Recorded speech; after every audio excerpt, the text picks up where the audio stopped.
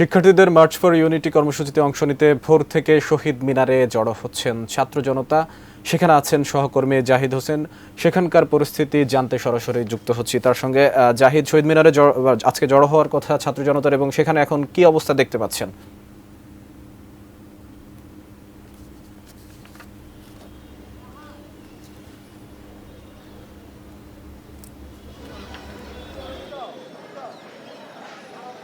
মাহমুদ, দুপুর ৩টা থেকেই কেন্দ্রীয় শহীদ মিনারে মার্চ ফর ইউনিটি যে অনুষ্ঠান সেটির আজকে যে প্রস্তুতি পর্ব সেটি কিন্তু এখনও চলছে।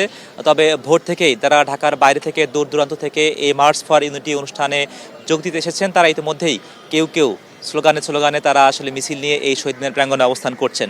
আপনি দেখছেন শহীদ মিনারের যে বেদি, সেখানে ইতিমধ্যেই ঢাকায় কিংবা ঢাকার বাইরে থেকে যে সকল যারা শিক্ষার্থীরা এসেছেন, ছাত্র জনতা এসেছেন, তাদের উপস্থিতি আমরা এই মধ্যেই দেখতে পাচ্ছি।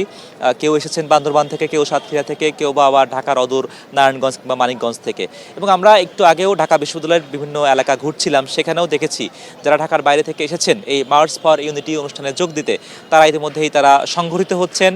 রাজু ভাস্কর্য এলাকা কিংবা শাহবাগ এলাকায় বাস থেকে তারা নামছেন, নেমে তারা সুসংগঠিত হয়ে এই শহীদ মিনারের দিকে এগিয়ে আসছেন।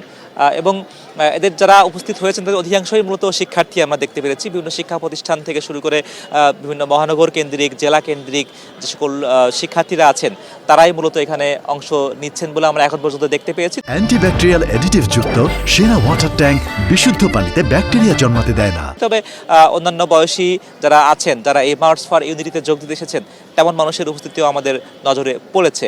এবং যারা দূর থেকে এসেছেন তাদের মধ্যে অনেকের সঙ্গে আমরা কথা বলেছি। তারা মাঝরাতে আসলে প্রতিমধ্যে তারা কনফিউজ ছিলেন, তারা আসলে আজকের অনুষ্ঠানটি হবে নাকি হবে না, তাদেরকে আবারও ঘরে ফিরে যেতে হবে কিনা। কিন্তু সেটি কিন্তু মাঝরাতেই এটি সুরাহা হয়ে যায় যে আসলে আজকে এই অনুষ্ঠানটি হচ্ছে, তবে সেটি ভিন্ন নামে এবং ভিন্ন ধাঁচে। তো কাজেই সেই যেটি ছিল যে ঘোষণাপত্রের যে অনুষ্ঠানটি ছিল সেটি পরিবর্তিত হয়ে পরবর্তীতে মার্চ ফর ইউনিটিতে রূপান্তরিত হয়েছে। এবং সেই মার্চ ফর ইউনিটিতে যোগ দিতে ইতিমধ্যেই ঢাকার বাইরে থেকেই মূলত এখন যারা এসেছেন তাদের উপস্থিতি আমরা দেখতে পাচ্ছি।